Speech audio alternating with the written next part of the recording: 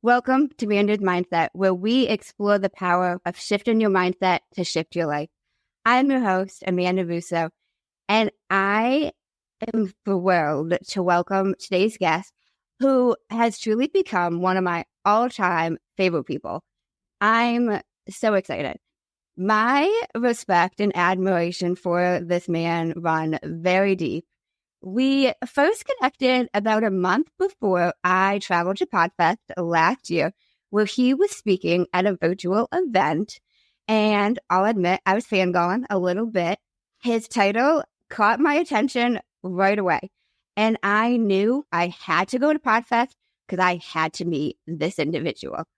His wisdom, respectability, and kind, approachable nature made such a lasting impression on me. And I got the pleasure to meet him and have lunch with him at Podfest. And it's a big reason as to why I even went. And now I have the honor of considering him a dear friend of mine. And I could not be more excited to have him here today to share his insight with all of you. I am here today with the podcast lawyer himself, Gordon Firemark. Now, Gordon has practiced media and entertainment law since 1992. He's been doing this for a long ass time, so he is basically an expert. He's also a podcaster himself, and he hosts the Entertainment Law Update podcast. Been doing that since 2009. 2024, everybody's got a fucking podcast. He's been doing it since 2009. He's an expert in that too. And I am so excited to have him here with me today. Gordon is also an author. What doesn't this man do? He does it all. The author of the book, Podcast, Blog, and New Media Producers, Legal Survival Guide, and creator of several different online courses. He also introduced me to something called a podcast guest release. And he's got even a fun name for that. Calls it a podcast prenup, which everybody should get a prenup in everything. Because you don't know how things are going to work out, honestly, is how I feel about that. He got his undergraduate degree in radio, television, and film. And he's got experience in live theater production. And I am so excited to be here with Gordon today. Thank you so much for joining me. Well, thank you very much, Amanda. And with that, our time is up for this episode. It is not up. Anyway, I can't believe has it really only been like a year since we first connected? It feels like we've known each other all our lives. Well, at least all of your life, because you're younger. I know, it really has. Also, if you guys are not watching this and you're listening to me, you need to pull up the YouTube because Gordon even has a beautiful purple background that he purposely used because we're on brand. My favorite color. The color of royalty. Purple. It's my favorite color too. Oh my God. I'm a bigger fan as you just keep fucking speaking. But podcast? I can't say that I'm a fan. No, I meant the F word anyway. What? Why can't I? I say the F word. I am the owner of Manders Mindset. You want to speak to my attorney? It's your show. Do whatever you fucking want to. Thank you. Thank you very much. I will do whatever I want to. So, can you tell us who Gordon is at the core? I think if I have to identify myself at the core, I would say I am a father and a husband and a servant. I'm here. I feel like I've been put on this earth to help people communicate, help people get their message out so they can have impact and achieve things and influence the world. And so they can do it safely and securely without, worrying about being prosecuted or persecuted for it and staying out of trouble. That's what I try to help people do. That's awesome. So can you take us down memory lane a little bit? Tell us about upbringing, childhood, family dynamic, a little bit of how you got to today. Okay. I live in Los Angeles today doing, entertainment law. You kind of have to be in one of the entertainment centers. But my parents were New Yorkers, and Dad was a physician, and my mom was a speech teacher in schools, and then she went on to become an audiologist. So science and healthcare was really the family business, but I was the black sheep. We lived in Massachusetts for a while, and actually the beginning of my path to becoming the lawyer and entertainment guy that I am today really starts when I was in kindergarten in Brookline, Massachusetts. The school I went to was a kindergarten through 12th grade, and the high school kids were doing a production of Oliver. And they invited the kindergarten kids to come and watch a dress rehearsal. And that got me going. They sat us down in the auditorium. The house lights went down. The stage lights came on. And I was transfixed for the next couple of hours. It was tunnel vision, complete focus. It was what I knew I had to be involved in some way. I came home after school and talked to my parents about it. They were totally on board with taking their kids to see theater. They were being New Yorkers. They were used to the Broadway environment. So they took us to see shows from time to time. Jump forward a few years, we've moved across the country so my dad could take a job here in LA. And I started hanging with I won't say a tough crowd, but tough for the affluent community we were living in anyway. And we were getting into, low grade trouble, enough for the police to take notice, but not to actually hold us accountable, I guess I'm going to say. So at some point, I guess by this time I was about 6th grade, the principal of our junior high school pulls me aside one day and he says, I need you to do something. I need you to run the sound and lights for the school variety show. And okay, great. I learned how to do that. Run the mixing board and switch on and off the lights and those kind of things. And that led me into high school, where I became the school head sound man. This is not the AV club, the kids who set up the projector in the classroom. This is doing the theater projects and the concerts and the homecoming, all those kinds of events, setting up big PA systems and that kind of thing.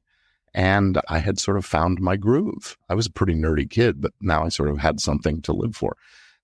I guess I was in my junior year when this professional theater opened up in our community, and I went and I got a job there.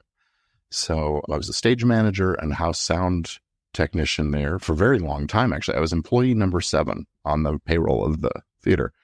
And I continued working there on and off up until about 5 years ago. So from 16 to 56, maybe 40 years working there, something like that, through college and law school and all those kind of things. Anyway, majored in radio, TV, and film in college, as you said in the bio. And I was really on the path to work in the entertainment industry. But just as I was sort of finishing up college, I took some of the graduate level courses in radio, TV, and film media policy and management and law kinds of stuff. And I discovered an aptitude. Well, the professor pointed out an aptitude. And I thought about going to law school, but I decided not to. And then a year later, I'm working here in Hollywood doing television production. The Writers Guild went on strike. And it was going to be a long-lasting strike. Saw that on the wall and decided to go to law school. And this was in the midst of the craze when a television show called LA Law was on the air. It made being a lawyer look extraordinarily sexy. So there were an awful lot of us in law school at the time. But coming out of law school into that environment, it was very hard to find a job. And I ended up working for a firm doing entertainment-related and intellectual property litigation. Realized that was not my thing. And pretty quickly went out on my own, hung out a shingle to help people do the kind of work that I want to do. So that's 40 years in a nutshell. You say you've always been the black sheep. What do you mean by that? Oh, I just kid around because it was a healthcare family and both my sisters became psychologists and I went into the law and, doctors and lawyers. There's a little bit of animosity or at least antipathy there. And, my dad used to tease about that. We got along great. It was actually the joke in our family was that the dysfunction in our family was how functional we were as a family.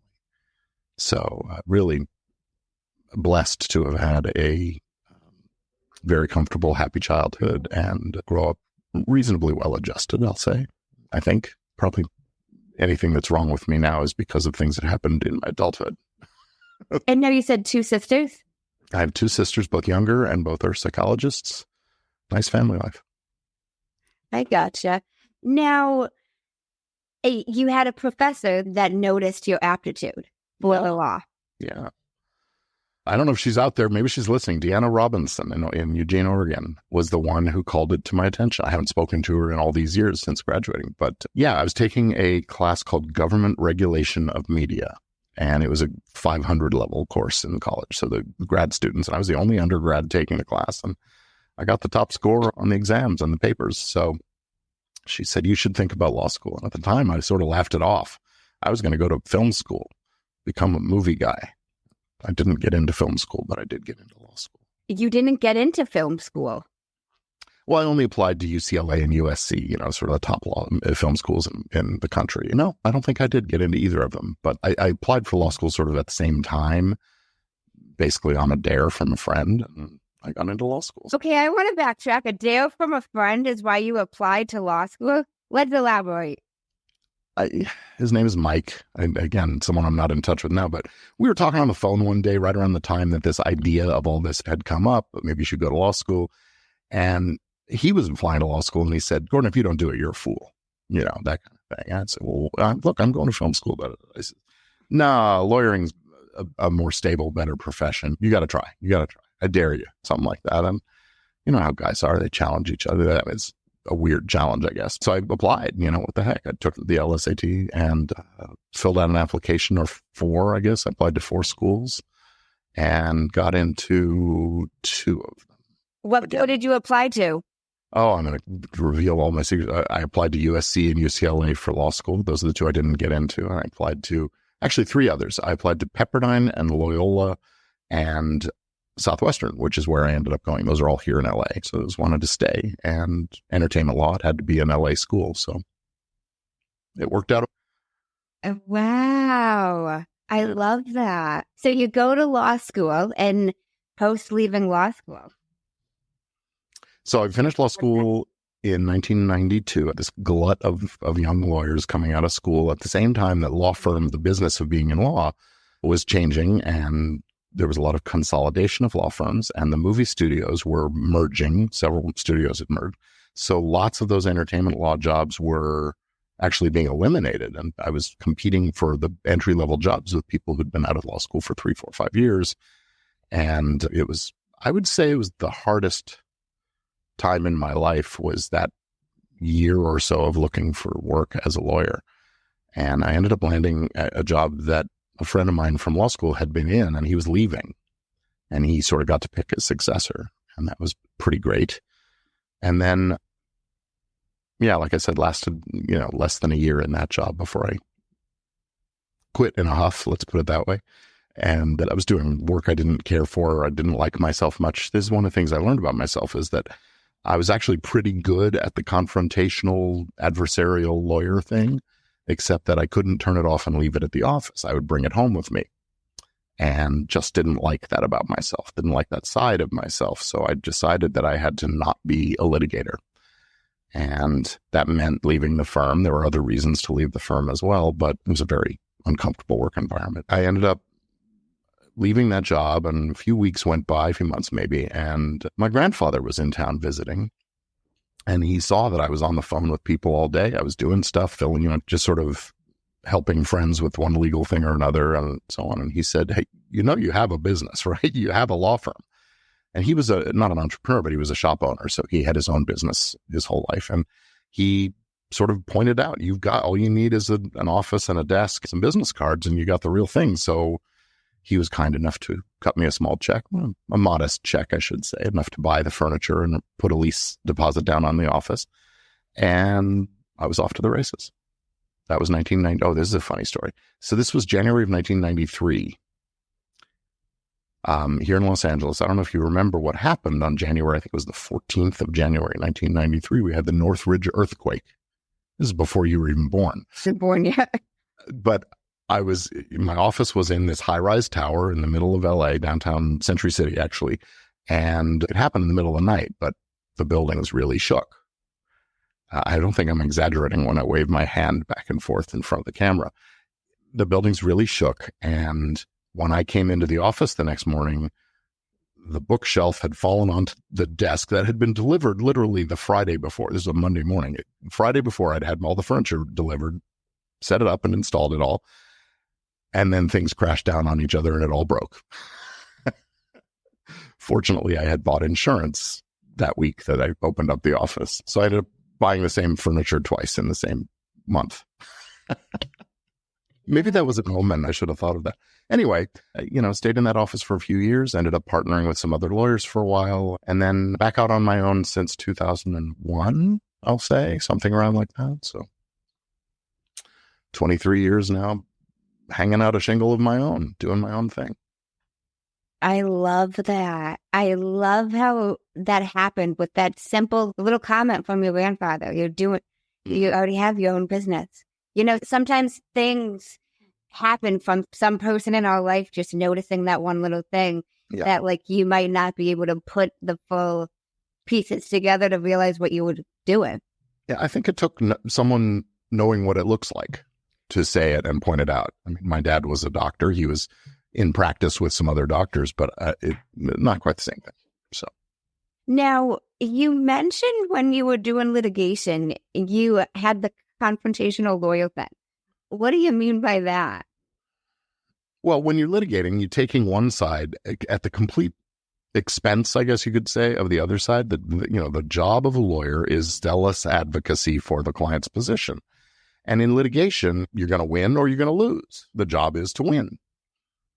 In the kind of work that I prefer to do, I view a real success in negotiating deals and setting up businesses as win for everybody. If it's not that, someone hasn't done their job very well. So that's my goal, is to really make sure that when people are in the beginning of a relationship, that they're talking through the right issues and they know what they're getting into and they want to get into it that way. And they're making deals that, maybe they're not happy with every single aspect of the deal, but overall the outcome is something everybody likes, everybody's happy about, or at least comfortable with. And so the adversarial thing of, banging fists on tables and arguing for a single position without acknowledging the other side, that's just not who I wanted to be, and being argumentative all the time. As it happens, the last few months, I've been doing a lot of sort of pre-litigation dispute resolution, trying to help clients settle things so they don't have to go to court. I find myself dealing with disputes and advocating those single-sided things more, but it isn't how I prefer to live my life. Let's put it that way. How are you bringing it home? Well, if you don't cross-examining the girlfriend over why she wants Italian rather than Chinese food. I mean, stupid stuff like that. Oh, even that simple? Yeah. I mean, everything was an argument. Everything was a... Gordon. Yeah, exactly. And, you get into a zone, a mode of doing things, and it's just very hard to sort of switch it off at the end of the day. So at least it was for me. Some guys do it great. Some lawyers are just have a system where, sign out of one job and into human being mode after that. That wasn't what I was at. At least I hadn't figured out how to do that at the time. I think I'm better about that now. I've done my time on the shrink's couch a few times, figured some stuff out about myself and dealt with some anger issues and things like that. So overall, I'm a much better. I wouldn't be married with children now if not for that inner work over the years and learning how to breathe, breathing goddess, and learning how to breathe through stressful times. So. No, I get that. It's interesting, do you think, let me ask you this before I say what I'm going to say. Do you think there's any egostisticalness aside to that, into that, with not letting it go? I don't know about that exactly. I mean, definitely ego is a thing. And for me, maybe I had something to prove. I mean, I had this super uber successful dad and mom was successful in her work. So maybe I was sort of trying to live up to some expectations that I'd sort of imposed on myself, projecting my own expectations onto others and experiencing some frustration. So yeah, my ego was definitely a part of all that. But yeah, short answer is yes, I guess. I mean, even you still arguing over even silly things, still embodying that, I guess you could say, that loyal mindset? Yeah. I mean, I guess it's a kind of competitive, a need to win. If I haven't won the argument, if I haven't won the choice of where we're going to dinner or what movie we're going to see or something, then somehow I'm inadequate or not masculine. Maybe it's letting her have her way was sort of, again, even that had to be my decision. So, nowadays, ask my wife, the whole different person. No, if you don't mind me asking, your wife now, is that same girlfriend that you were arguing? We've been married 19, coming up on 20 years, and we met a year before that. So, no, there was a handful of very nice, I have nothing negative to say about any of my past girlfriends. They all kind of trained me in one way or another and gave me lessons that I needed to learn to become the man that my actual wife, eventually married.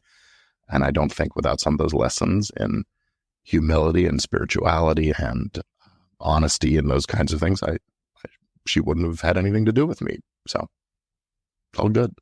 The path has been a learning journey.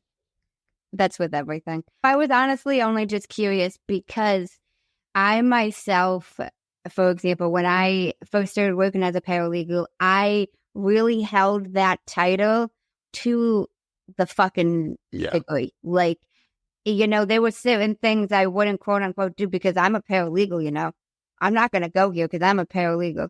Even plant medicine. Like, I had somebody want me to try that with them at the time. And I was like, I'm a paralegal. I can't do plant medicine. And like, it was just all these different, well, I wouldn't do that because I'm a paralegal. I don't do this because I'm a paralegal. Mm-hmm. And I said it all, everybody knew. You didn't have to know me well to know that I was a paralegal.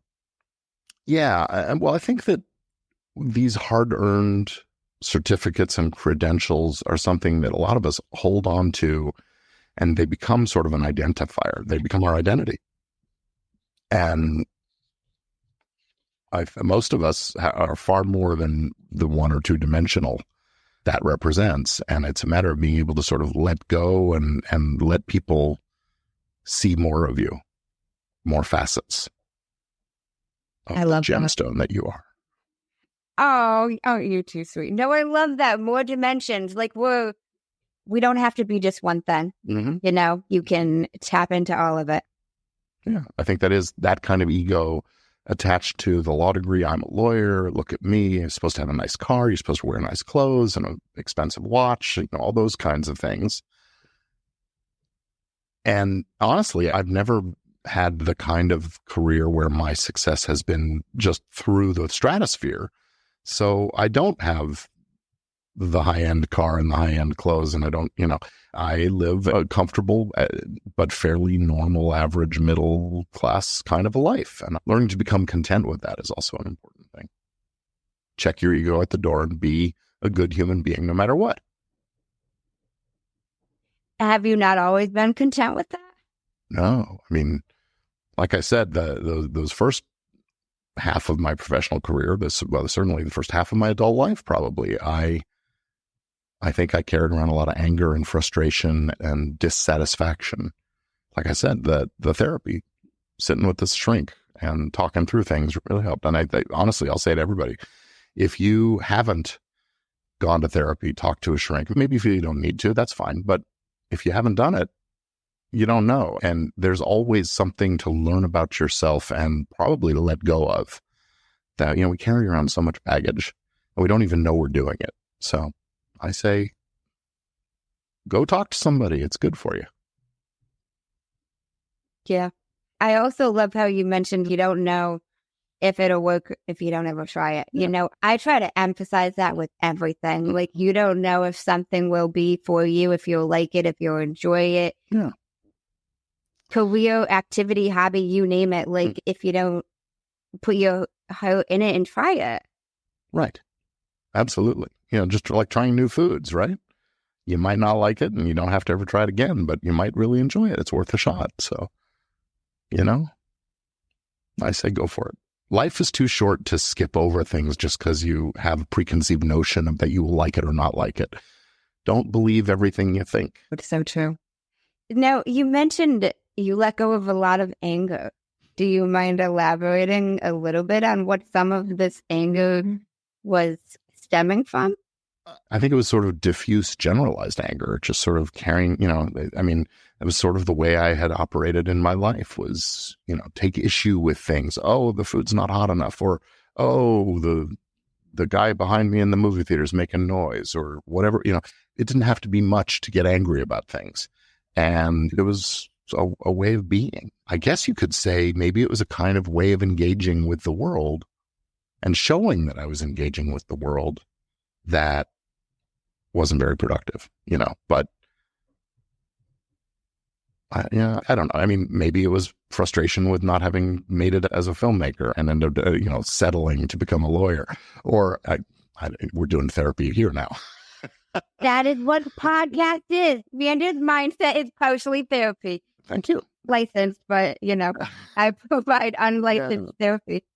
I think it was just a default position that I somewhere along the line fell into. I'm trying to think, was I an angry kid? Probably not. I mean, being the nerdy kid, the kid that kids picked on, I was always overweight. So that was the thing. I was that chubby kid with the red hair. When I had hair, it was bright red. So I got made fun of, and I guess maybe some of it was just sort of a reaction to the circumstances I was put in and I felt put upon or something. I don't know. There's a lot of growing up that happened a little later for me than maybe for some people. So I was always a mature kid in terms of, identifying, being able to talk with the adults and that kind of thing. But I think inside I was very insecure, very uncomfortable in my skin, probably until I was well into college and experiencing life as an adult. It's interesting that you mentioned the food's not hot enough. And yes, I picked up on that because, and I haven't shared this. I don't know if I've even shared this very detailed anywhere, but I love how you mentioned too, that maybe it was a way of engaging with the world. For a while, I used to post on my stories and I didn't realize in hindsight, like what I was actually doing, but any little nuance that would happen to me, I'd spill my drink and I'd make a post on my story to mention it. And now I wasn't necessarily angry, but it's like that negative mentality, And now I'm engaging, but it's like, or I'm complaining about somebody not re-whacking the weights at the gym. And it's like, Amanda, there are bigger issues in the world. Yeah. I mean, it's easy to take things personally. Oh, they didn't re-rack the weights at the gym. Well, that makes it harder for me. What a pain. That's not cool. Right? Hey, we're all here following the rules. What makes you so special, right? There's no such thing as rules. I don't believe in rules of life. Well, okay. What? But the point being that, there are some people who go through life taking issue with things. And other people, everything just rolls off their back and they're, just nothing phases them. And, I'd like to say I'm finding somewhere in the middle. I'd rather be the guy who things roll off my back more often, but I sometimes get angry. I had an experience a few days ago that I caught myself mid-sentence and apologized to this poor woman that I was complaining to. And I said, I know it's not your fault. I just need to vent. And she goes, well, vent away. I guess the self-awareness and being able to catch myself rather than carrying that around for 2-3 hours afterwards, still fuming about this situation was totally beyond my or anybody else's control. Some people just go through. I have a friend who's actually his wife.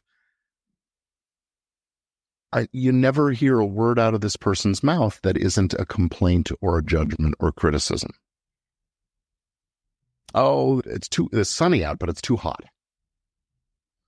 Or, oh, it's nice and cool. It doesn't matter which way it goes. Oh, it's cloudy. It's cool, but it's cloudy. There's nothing that isn't qualified with a negative. And, you could call it looking at both sides of a coin, I suppose, but she comes off as negative. And he and I go out to dinner sometime. We'll chit chat about things, and the negativity, I'm tired of hearing about it. And I think that she experiences a lot of that in life. People put some distance because of that. She's always got a dark cloud. And being positive, and the practice that I've done that really has made a difference in my life? Gratitude. Sitting down a couple times a day and just thinking of 2 or 3 things for which I feel grateful. It's very hard to be negative and angry when you're saying, such fresh air to breathe. Oh, look at this cute dog that's rubbing up against my leg. I've got these amazing children. It's very hard to be negative about things, even when times are a little hard sometimes, if you're living in that space of gratitude, appreciation. It doesn't even have to be a thank God or prayerful thing. Look for the silver lining. Keep a list of the positives.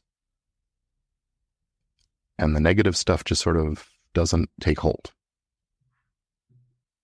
You know, I do that in business too. And this is an interesting, maybe it's a tip for people. You know how when you're doing your work and people criticize or you don't hear from the folks that are happy very often, right? So when you do, make a file and put those notes or those emails or whatever in that file. I have a file in a notes application just titled kudos. Every time somebody says something kind or positive or upbeat about me or my products or my services, it goes in there. And when I start to feel really low, take a look at the kudos. People are happy that they know me and that they've worked with me. And that brings up the spirit. I absolutely love that. It's super easy. Yeah. You know, it's so true that so many people, they don't leave a review. They don't say anything unless it's a negative one or a crappy one. So honestly, even something I've tried really doing the past years is anytime I enjoy something, I am leaving a review. I am leaving a review and it is so detailed and I'm saying what I enjoyed, why it was good, why you should go. That's great. I should do that more. All the specifics. And you know, I even actually had a woman I was speaking to in terms of podcasting that was like, you know, if it's a Google review, that even gets your name out there. Like people see that. Amanda Russo. Even negative reviews and criticisms are really a gift in their way because, you know, if it's a real negative, you know, real something you believe in, that you agree with, well, then you change your behavior or you try to adjust for it or make it right or whatever. And if it's not, then you just know and you write it off. Oh, that person's just having a bad day, right? Me yelling at this woman in the mall, it totally wasn't her fault. She was just the one bearing the bad news. But I'm thinking of, there's this podcaster and he also does a YouTube channel where he does reaction video to a particular TV show. And he gets hundreds of comments. Just get out of this, get off this, shut up and let me watch the show, right? And he's doing the reactions because that's a legal thing where you stay out of trouble with copyright law by doing reactions. It's fair use. It's transformative. So these people responding to him this way, he always tries to turn it around and say something kind in return. Thank you so much for watching, or I really appreciate your input, you know, just stuff like that. And it's kind of funny. And he's doing it, you know, with his tongue in his cheek, of course, but it's kind of a signifier of, you know, how you have to live life. The world can be a harsh place if you let it, and it can be a pleasant place if you cultivate that. So. You are a philosophical being. You are. And no, it's so true. You know, we often hear like what could be better, or what we could improve on, or how to fix things. Since I've started the podcast, like everyone and their brother has a suggestion as to what to do, how to fix it, how to edit, how to anything. And, you know, I don't often hear this is good, that's good. I hardly ever, actually, to the point where I started reaching out to other podcast hosts, even if I've never had a conversation with them. If they do one random thing that I liked in the podcast, where they hey, I've only listened to one episode, but by the way, you said this. Really liked the way you said this. It's like just letting people know, like, because we don't always know, like, what's working, you know? Yeah. That's why the kudos file is so great. When you get those things from people, you have to, let's face it, it's probably 10 to 1, 10 negatives to 1 positive. So hold on to the positives. Let the negatives go out the window. No. Yeah, I love that. I actually have a note on my phone, like a success list. And like I saw a meme years ago that mentioned like listing every single successful thing you can think of that you've ever done. Small, little, professional, personal, every aspect, like even on a random hard day and just looking at it and being like, oh, damn, I did XYZ. I'm pretty badass, you know, like boosting morale a little, you know? Yeah, I just had a thought about the idea of a bucket list.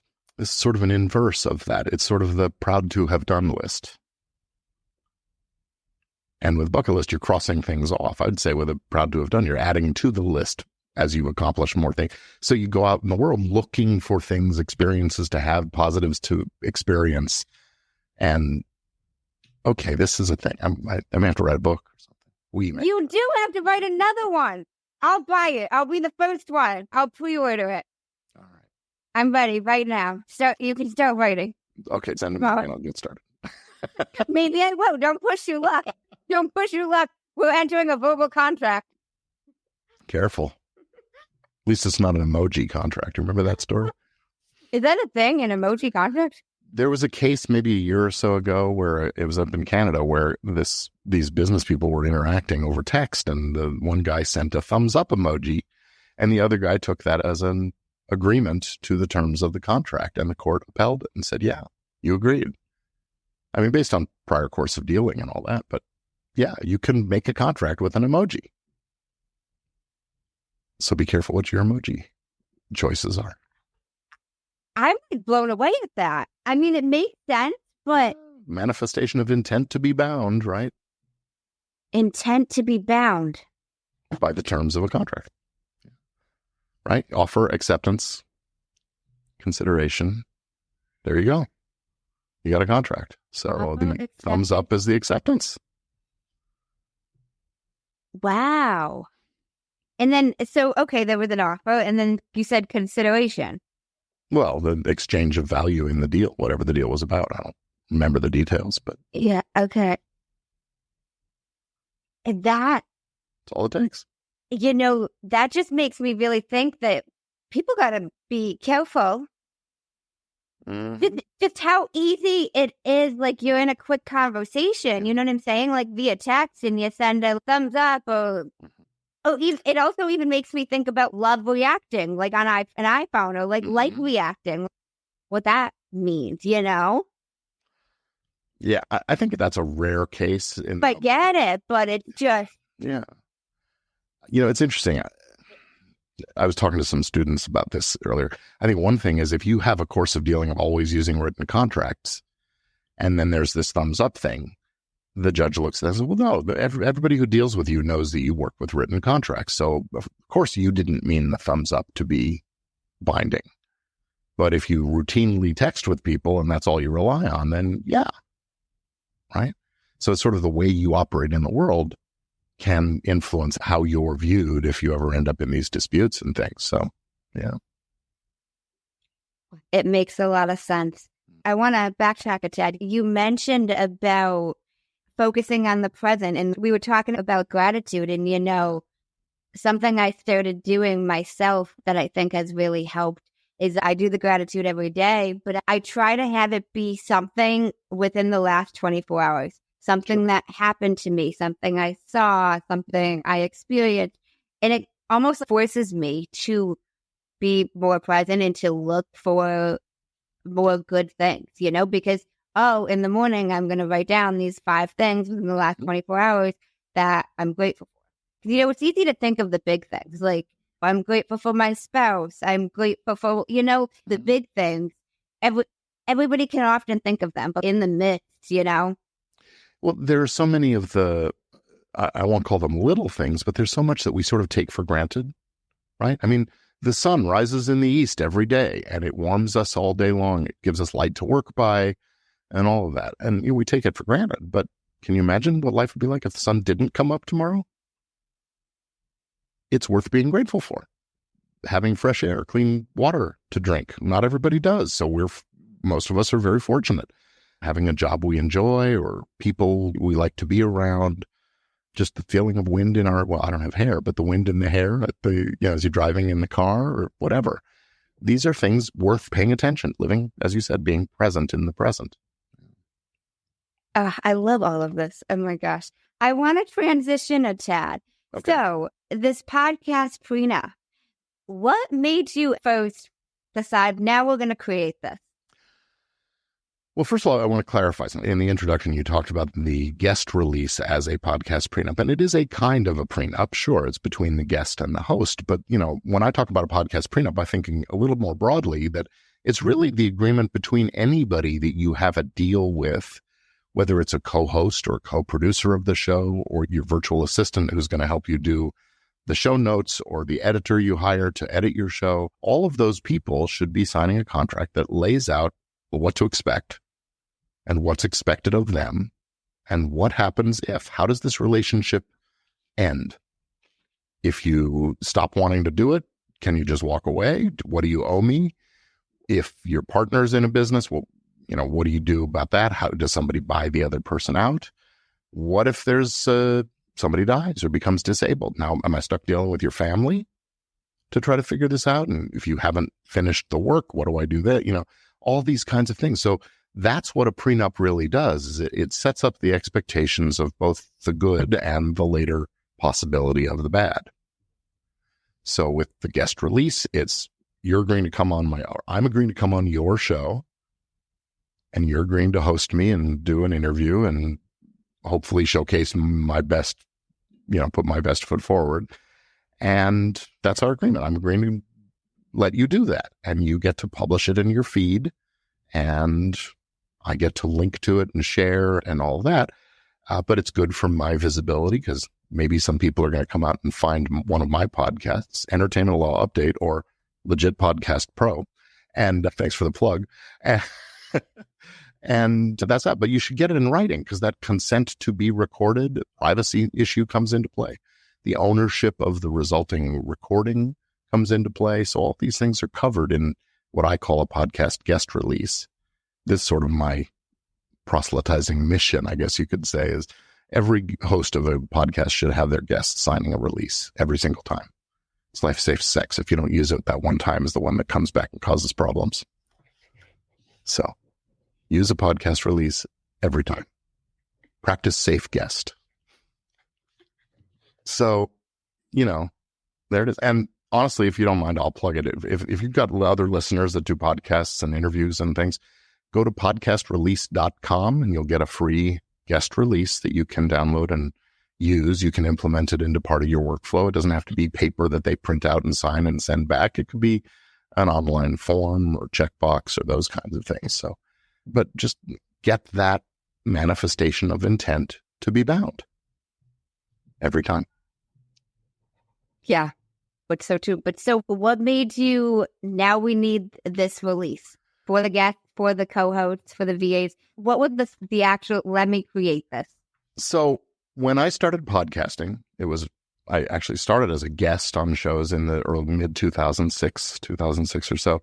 When I started my own podcast, I realized I needed to make a deal with my co-host. This is a bit of a do as I say, not as I do, because we recorded a conversation where we talked about it's my show, she's the co-host, but if anything changes, it's my show and I'm keeping it, that kind of conversation. That should have been in writing. We've been doing it for 16 years and everything's fine. So I'm comfortable with our mutual understanding. But those are the kinds of things you need to get in writing. So I realized that, and I realized as I was getting into it that I wanted to, being the kind of lawyer I am, I wanted to do some due diligence and make sure I was crossing all the T's and dotting all the I's and getting things right. So I started doing research, and I ended up writing a book about podcast law, podcast blog and new media producers, legal survival guide. And that book kind of got me thinking. And then, people would come and say, well, yeah, fine, but where do I find this? Or well, how do I do that? And so I started realizing, okay, I've got to create these things. And the guest release is sort of an easy, quick win, a great way to protect yourself. And I wanted to, look, I'm in business. I have an online business that I wanted to promote and attract people to my mailing list so I could offer them my goods and services. So I decided to give the guest release away as a contract. It's an exchange for giving me your email address. So you give me your email address, I give you this freebie, and then I get to send you emails until you click the unsubscribe button. And hopefully I give you additional value that keeps you coming back for more. So that's when I started thinking about this. And eventually that led to me building out a whole course and program called, you see it on the screen behind me, Easy Legal for Podcasters, is an online course that helps creators who don't want to hire me to draw up all these documents for them one by one and it cost, many thousands of dollars perhaps. They can get in on this course and learn how to do it for themselves and access some templates and forms and things like that. So that's what's going on behind the curtain here in Firemark Central. Firemark Central? Firemark HQ. Okay. Is that official anything? Firemark HQ? Oh, no, it just came to mind. I got you. So people had questions as to how do we do this post the book? No, that makes so much sense. Because honestly, I was the same before you told me that you had an actual release. I was like, what's the first step? Even working as a paralegal, like you don't know how to create something like that. You know what I mean? And making sure it's legally bound. It says what it's supposed to say, all of the things, and that it's actually, it will stand up. You know what I mean? Yeah. Yeah. It's one of the things that, if you haven't done it a lot before, and let's face it, I'm an entertainment lawyer. So I was dealing with, we're having someone on our TV show, or we're hiring an actor to be in a movie or whatever. So a lot of these are the same kinds of issues in a sort of slightly different angle. And so it came pretty easily and naturally to me to start thinking about these issues. And really the trick was identifying those different angles and addressing them in one way or another. So I've done the hard thinking for you, so you can get a form and feel comfortable that it does the job that you need done. When you don't have to hire me to do that thinking over and over again. There's some things that are suited to creating templates or working out systems for developing things quickly. And frankly, it's kind of fun for me too. So now I gotta ask, why prenup? Why was that the word? I think it's something I just came up with as sort of it captures the imagination. Everybody kind of knows what a prenup is, I think. Yeah, most people do anyway. And so it sort of captures the imagination. It recognizes that, hey, if you're going into a podcasting collaboration with a co-host or the guest and host relationship, it's a little bit like a marriage. You're starting a relationship.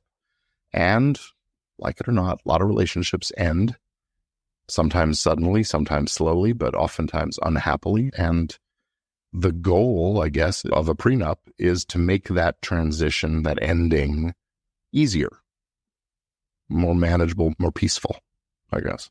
There you go. Not being the adversarial, controversial, confrontational guy again. Let me help you make it more peaceful. So that's where prenup came in. And, you're getting married to your co-host. That's where I first started thinking about it. Okay, you've got a co-host. You're forming this thing.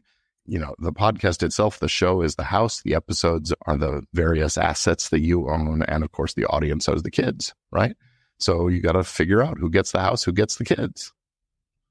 It's just an apt metaphor, I think. Wow. I like that analogy. The show's the house. And you said the episode is the asset. It's the furniture and the cars and all the other stuff. Audience and the kids. Mm-hmm. Wow. That makes so much sense to me. So that resonated with me on a different level because the law I've been involved in was family law. So okay. Prenup is something I've dealt with. I've created them. I've edited them. I've talked to people about, well, your divorce would be different if you had this prenup. Well, the prenup says this, so it doesn't matter what you're saying now. Because, and right. I think so many people have, this stigma around getting a prenup. But, I think everybody should, even in terms of marriages. I had an attorney say to me once, it's kind of like car insurance. You don't expect or want to get in an accident, but God forbid if you do, your ass is covered.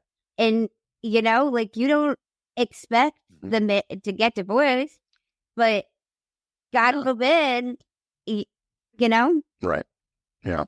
I was doing a webinar this morning for digital entrepreneurs, and I was thinking about these kinds of metaphors also. And another one that I came up with is getting this legal protection stuff done. It's not something anybody is excited about doing, right? It's certainly not bucket list work that you want to get done.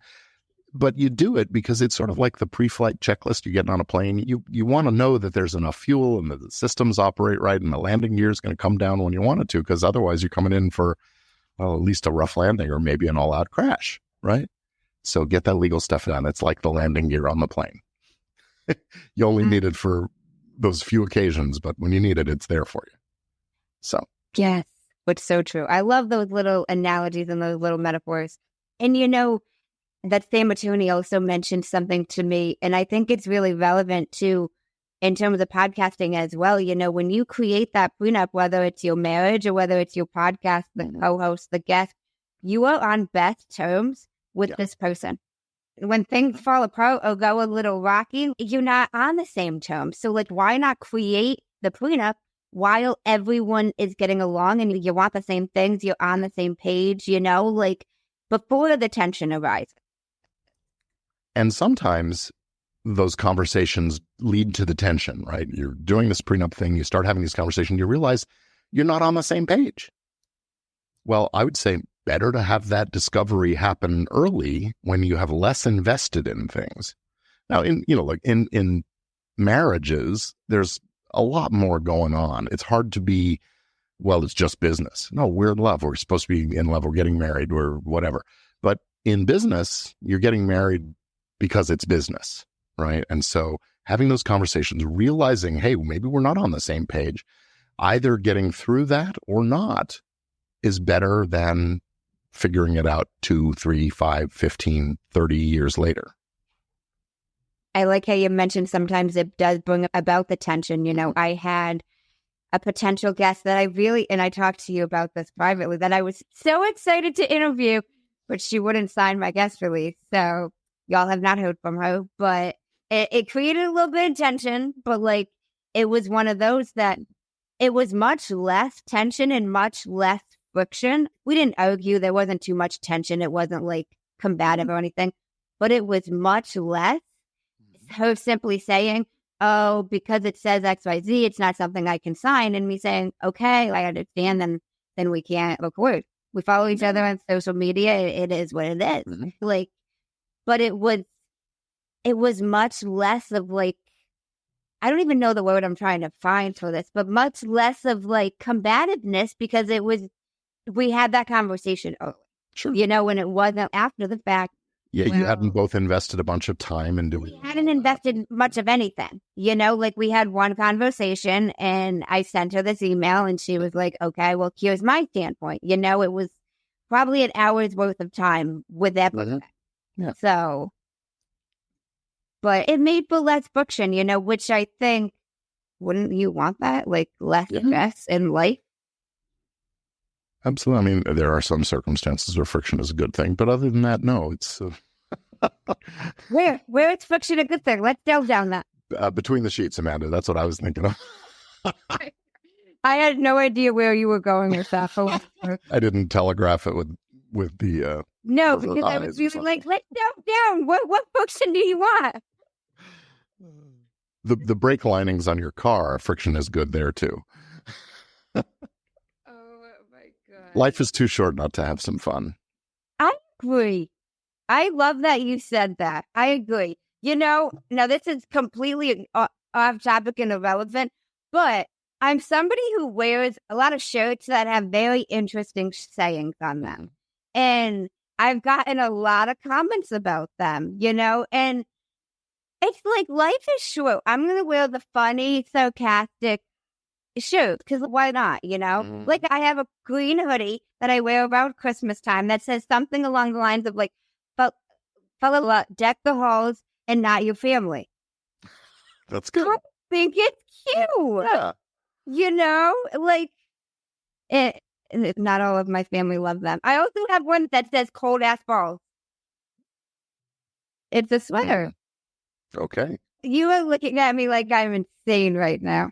Well, no, I already knew that, but no, I mean, hey, like I said, life's too short. Go have some fun. Yes, and whatever is fun for you, you should embrace. On your deathbed, do you want to be remembering all the serious shit that went on in your life, or you want to remember the good times and the laughter, right?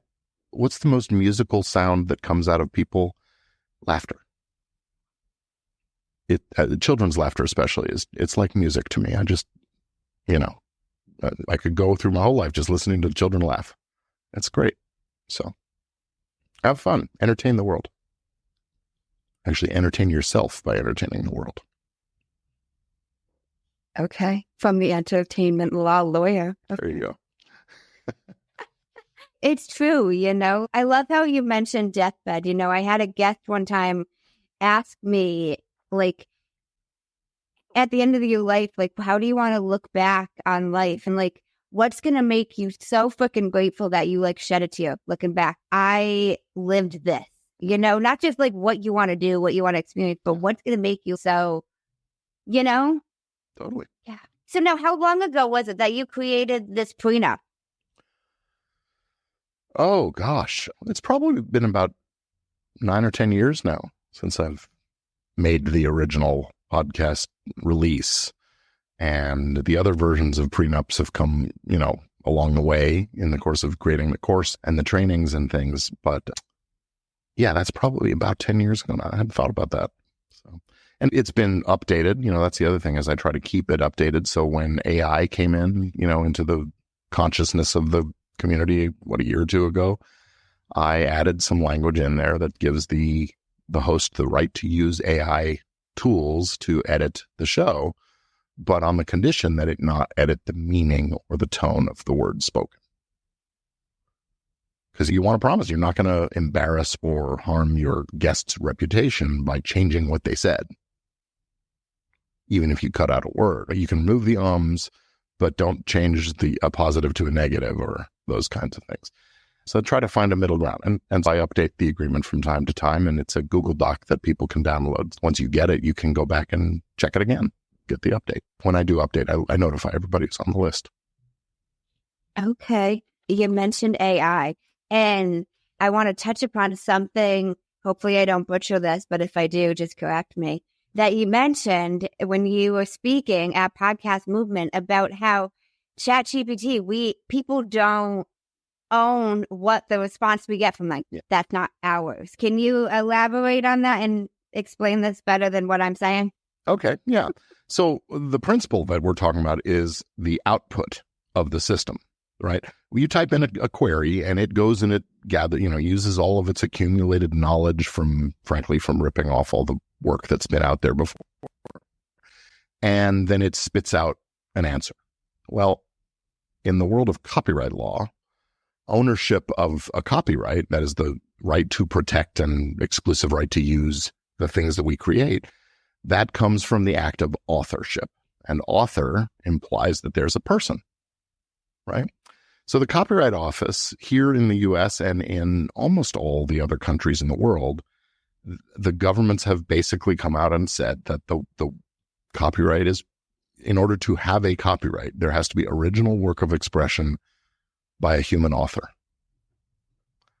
Here in the U.S., we had a case of a decade or a little more than that ago involving photographs taken by they call them monkey selfies. Google monkey selfie and you'll see the images I'm talking about. But these scarlet-crested macaques from somewhere in Indonesia, this photographer went and he left his camera out, and these macaques picked up the camera and started taking pictures of themselves with it. And so no human involved in the making of those photographs. So when somebody else, the photographer put them on his webpage, and he was publishing a coffee table book or something, and the Wikimedia Foundation, the makers of Wikipedia, they found one of these images and put it on their site, and he sued, claiming copyright infringement. And it went through the courts, took a few years, and the courts ultimately ruled, no human authorship, no copyright there to be infringed. So that's the risk that you take if you use these AI tools to generate content, is you can't prevent others from copying and using the same stuff. And they can copy it directly from you if you don't make it your own by making it original. So that's a problem. So this AI thing, it's a double-sided. There's legal issues coming at it from many angles. One is, where's it getting the information it's basing all its knowledge on? Well, it's going out and scraping stuff off the internet. Guess what? People own that. Even though they publish it on the internet, they own a copyright, and they have a right to decide who gets to copy it. So there's lots of lawsuits going on. We're at the early days of these lawsuits, but I'd say within the next year or two, we're going to start seeing some real answers to, is it legal or not to train your AI on everything out in the world on the internet? What's the best way to still use AI, but basically cover our assets? I would say treat AI as a starting point, a jumping off point for things. Don't ask it to write the whole script of your episode or whatever. Ask it to give you an outline, and then take that outline and work it up as your own thing, and then flesh it out yourself. And if you need a little more help with a section of it, you can say, hey, tell me more about that, and use it as a research tool, not as a creation tool. That's probably my biggest advice. And frankly, just operate with the understanding that if you use the output of the AI and you try to claim ownership, you're not going to have any success with that. Still, you can benefit by curating that stuff. But you could make an online course that's entirely generated by AI, but you're the one who knew what to ask it and when to ask it and so on. So the organization and structure might be yours, even though the actual lessons in the course, maybe not. But I wouldn't use it to write a whole book unless you're willing to give the book away for free, because that's what's sort of going to happen. Does that make sense? Okay. Yeah. So, okay. Basically using it a little bit for creativity. I would say for ideation and initial steps, but not for the full. I mean, frankly, I don't want to hear from the machine. I want to hear what you have to say the way you say it. So sit down and write. Yes, it's harder work, but that's what earns you the right to claim ownership. That's fair. Not raining on everybody's parade out there. No, I appreciate it because it is becoming so prevalent now. Everything offers some version of AI, like even where I publish the podcast, like I use Buzzsprout. They have something called co-host AI. All these different, even outside of your ChatGPT, like all these different sites have their version of AI this. Snapchat's got it. Like everywhere's freaking got their version. Yeah. I mean, they're great tools, wonderful tools, but use them like tools, not as a replacement for the human intervention and authorship. Now, you have a pretty general release that people can use for guests, the assistants, co-hosts. When would you suggest that somebody might want like a specific tailored type of release for something they're doing? Well, I mean, if you have a narrowly, very subject-focused podcast, you may need to include some disclaimers. If you're doing like therapy on the air, I mean, that's what we're doing, but if you're a licensed therapist and you're really doing a therapy session, you need something more than just, oh yeah, you can record me and publish it. You want to cover those bases a little more. The good news is that, the release part of it, the guest release thing is relatively basic. There's not a lot to it. Other areas, like if you're getting into a partnership or co-producing, co-owning the show, those kinds of things, then who's bringing what to the party? It may be a pretty easy thing to fill out a template, and we've got templates for those kinds of things available. But if you're not comfortable with that, or if what you need is a scoop of vanilla ice cream, great, I got you covered. If you need a full-on banana split, then you're going to probably want to call me and hire a lawyer. That make sense? Yep. There's another weird metaphor for you. Banana splits. The real trick is asking the right questions and then addressing them, answering them in the document. What should I be worried? What am I worried about? I want to make sure I'm getting a copy. It should say so. You're getting a copy. What can you do with it? List them out. What can't you do with it? That may make sense also to list, but not this. How are you going to give credit when you talk about it, when you publish it? It has to include this. Those are the kinds of wrinkles that need to be ironed out. I love all. I'm all about the metaphors today. Yeah. I love them. That's like my favorite thing ever. Do you know what CYA stands for? Yeah. What does it stand for? Cover your apples. Yeah. Okay. Fair enough. Cover your ass. Fair enough. Okay. So maybe that's a very well-known phrase, but I heard that like for the first time in a training. Oh, really? It's been a couple years now, but it's like changed my life and like everything I do. I'm covering my ass. Absolutely. That's you're working in the legal field, the paralegal field. Covering asses is what we do, right? It's just one of those things, like a better safe than sorry type of thing, like rather than after the fact being like, well, fuck, let me cover my ass beforehand. The other metaphor that fits there is, it doesn't do any good to close the barn doors after the horses have already run away. I've never heard that in my life. Really? There's no point because they're already gone. Yep. Unless they're coming back. But what do you mean? Come back home. They're going to need to get in, but I'm just being goofy. I think too philosophically for you to be too goofy. I'm trying to lighten it up. Life's too short not to have some fun. That's true. No, I love that. Oh my God. I could talk to you all night, I love this. I love this so much. Make dinner and feed my kids. Listen, Gordon, you told me there is not a time limit. I have a verbal contract that you said you don't have a time. We'll let the kids starve. Your wife will feed them. They won't starve. She's great. I have faith in that.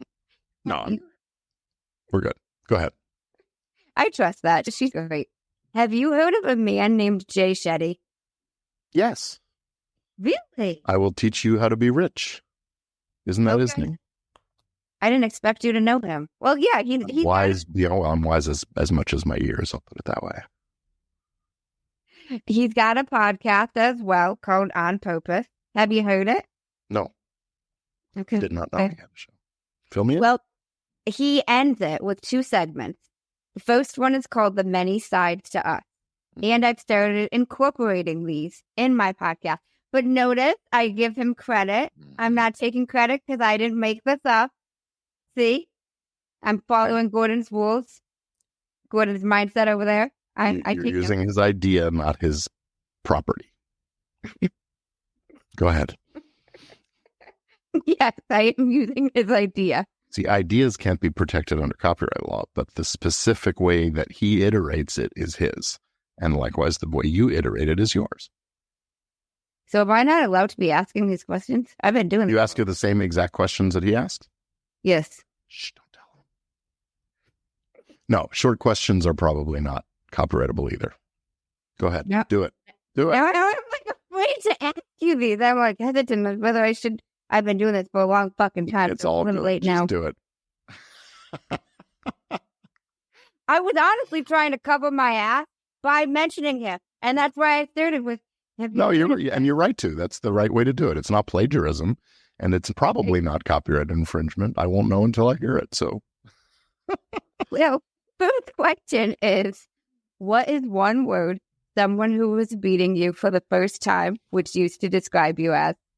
Someone who's meeting me for the first time. One word. These all have to be, the first 5 have to be answered in one word. Bold. Okay. What is one word that someone who knows you extremely well would use to describe you as? Helpful. What is one word you'd use to describe yourself?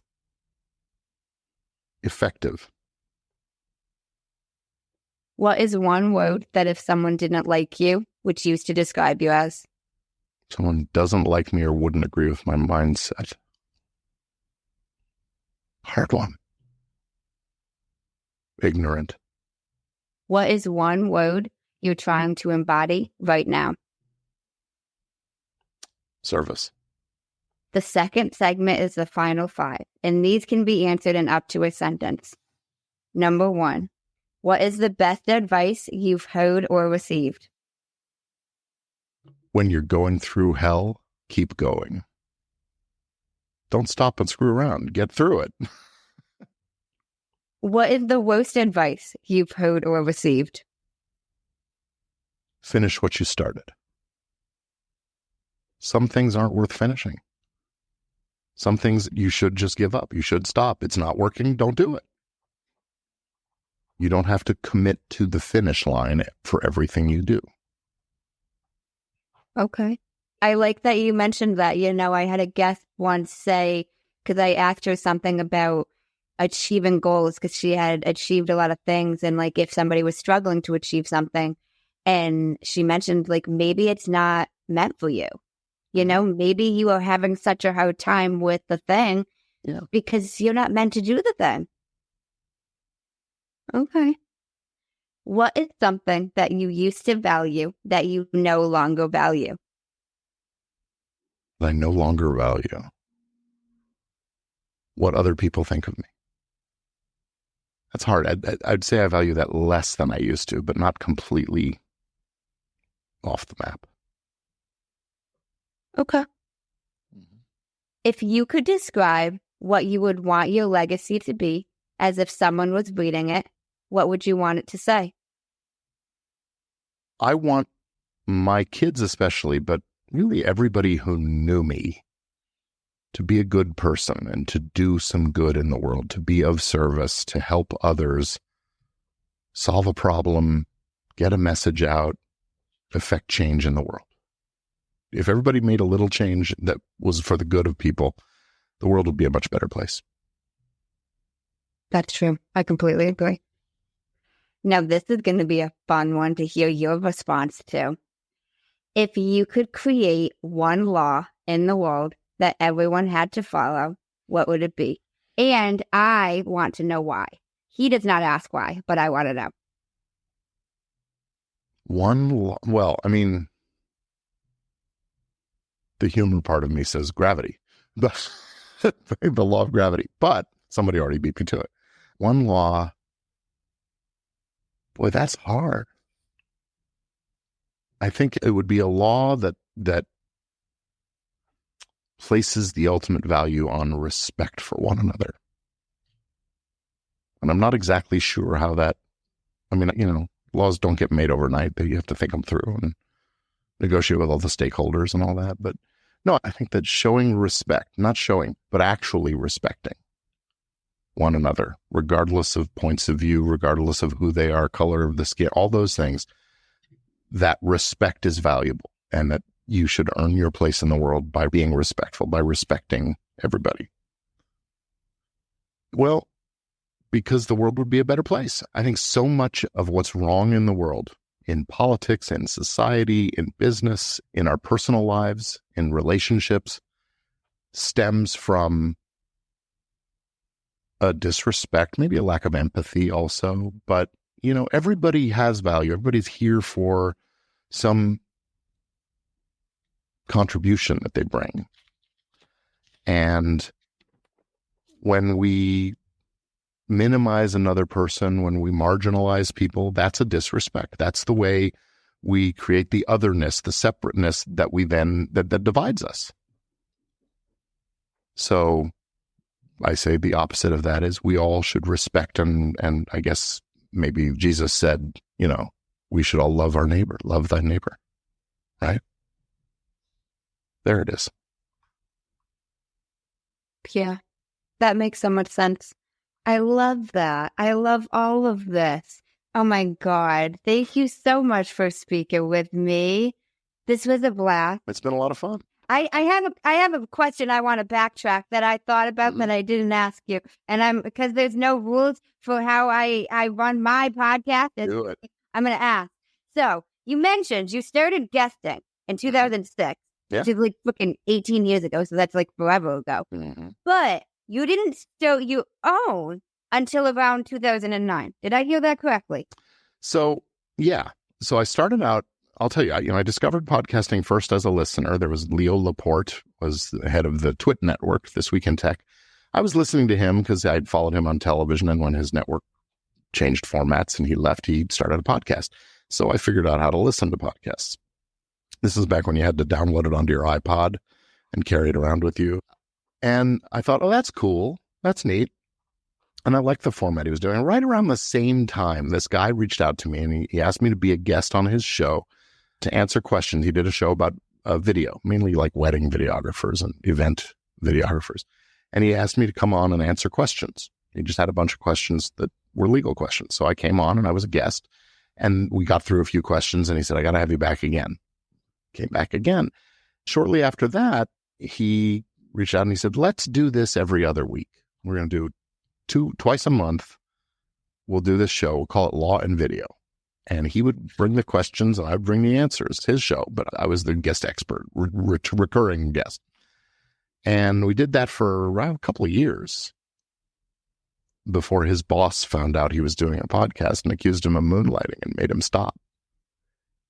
What's interesting now is that he still works for the same company, but now his job is podcasting for the company.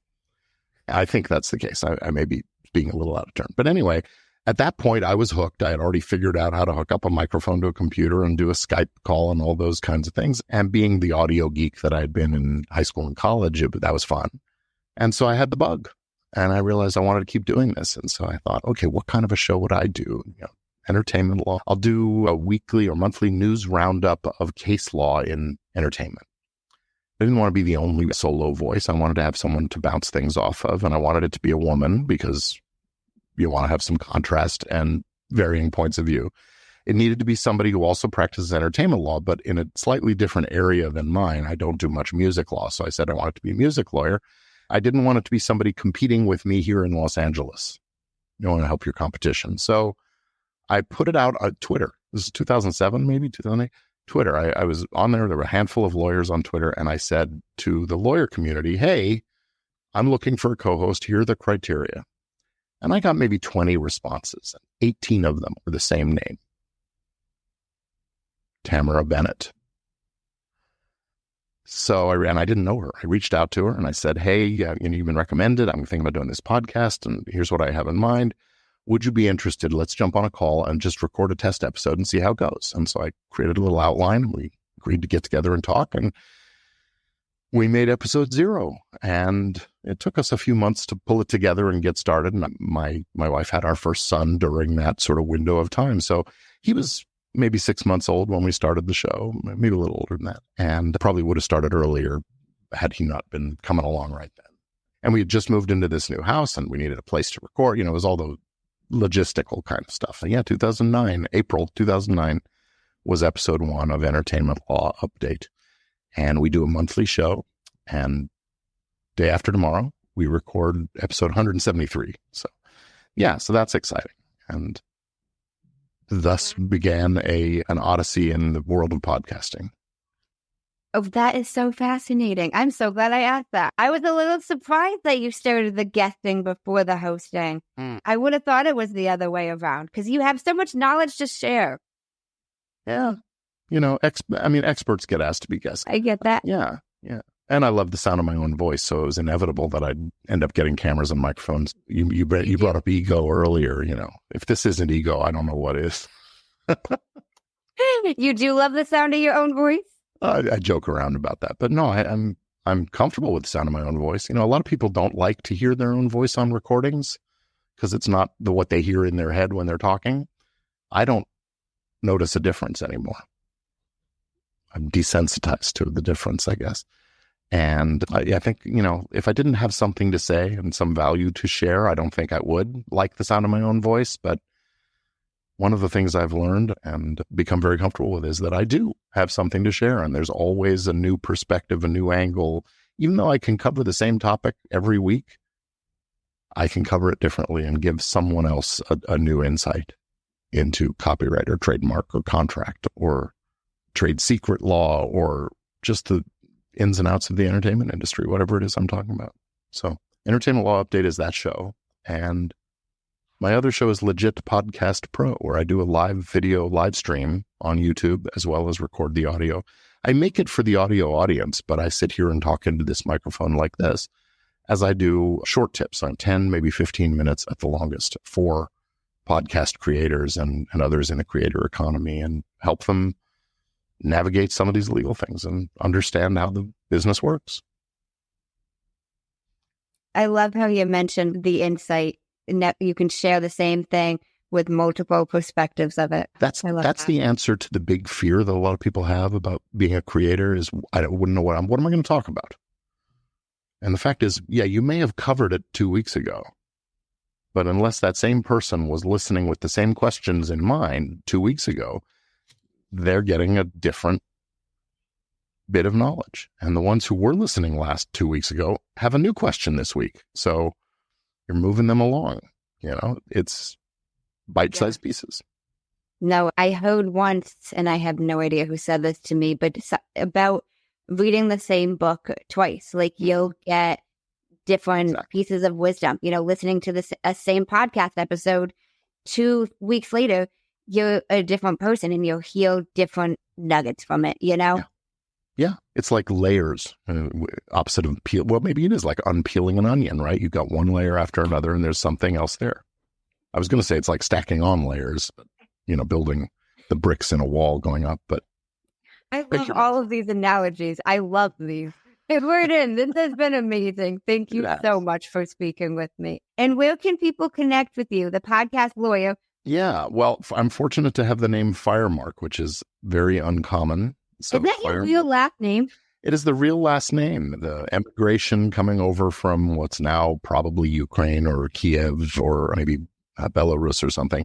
Great grandpa came over right before the turn of the 20th century and they say if the immigration officials didn't know how to pronounce your name and they tried it a couple of times, they give you a new name. And we think that's how it came about. So that great grandfather had sons and had a son, I should say, and he had a son, and that's my grandfather. And my grandfather had my dad, and my dad had me, and I have two sons. So maybe it will now propagate, but for now, it's just us. So anyway, firemark.gordonfiremark.com is the website for all the other stuff that I do. And you can find me on most social media, just using my first initial, last name, G. Firemark. So awesome. And what is the best way for them to get the release? podcastrelease.com. Perfect. I will link all of that in the show notes. Thank you so much. And now I do always like to leave it back to the guest. Any final words of wisdom, anything you want to share with the listeners, whatever you want to leave them with? I think I threw it all into the episode. I mean, come on, life's too short, so go have some fun. All those kinds of lines. Finding your gratitude. And you know what? Bill and Ted said it right. Be excellent to each other. Bill and Ted? Oh, no, I feel old. Bill and Ted's Excellent Adventure. It's a Keanu Reeves movie from the early 90s, I want to say.